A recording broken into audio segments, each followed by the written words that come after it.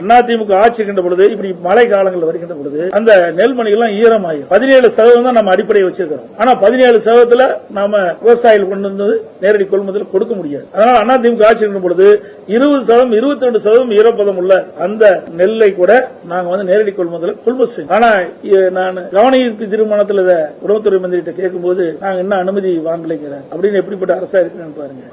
இதையெல்லாம் மத்திய அரசோட அனுமதி. இப்படிப்பட்ட மழை காலம், இந்த மழை காலம் வரும்னு அந்த அரசாங்கத்துக்கு தெரியும்.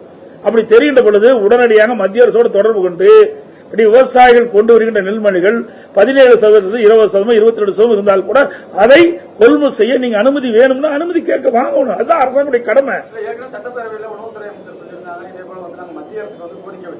எங்க கோரிக்கை வச்சாங்க தெரியாது.